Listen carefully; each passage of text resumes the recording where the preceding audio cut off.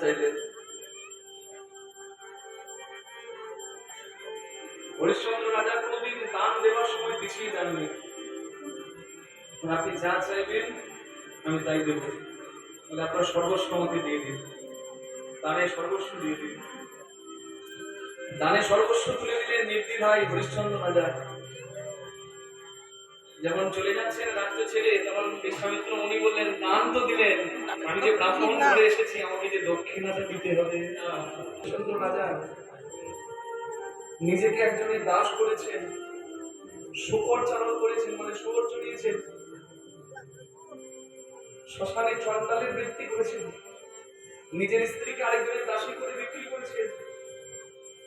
একমাত্র ছেলে রহিতাশ্ব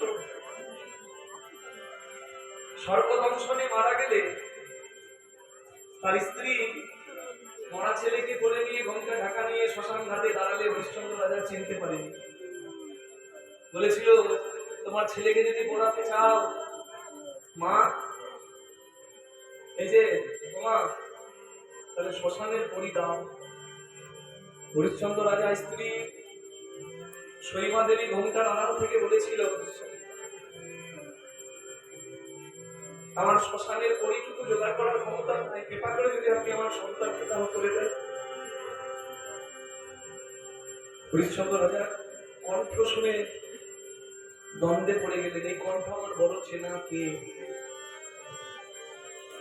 বলে, দেবী আপনি যদি আপনার ঘোমটাটা সরান আমি আপনাকে একবার দেখতাম, আমার মনে একটা সংশয় হয়েছে।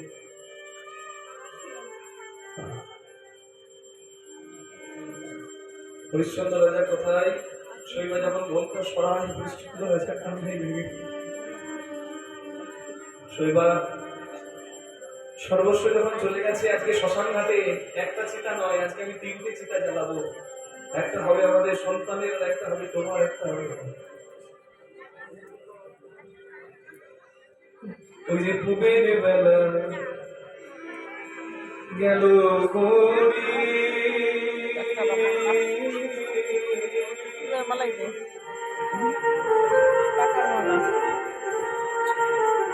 ওই শ্মশান ঘাটে দাঁড়িয়ে হরিশ্চন্দ্র রাজা কাঁদছেন।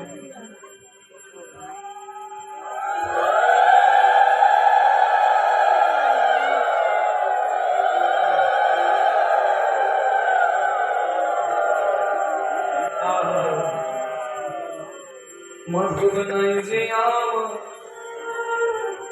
ভব পারের করিবে, ও কি মাধব রে দয়া করিয়া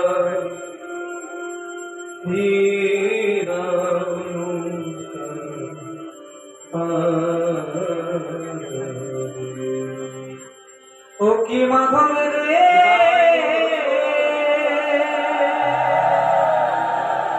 দয়া কইরা ফিরাও নৌকা পারে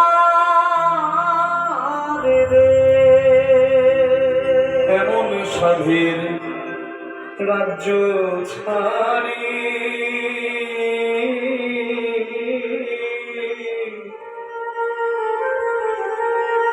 মাধব হইলাম আমি দিন ভিখারি।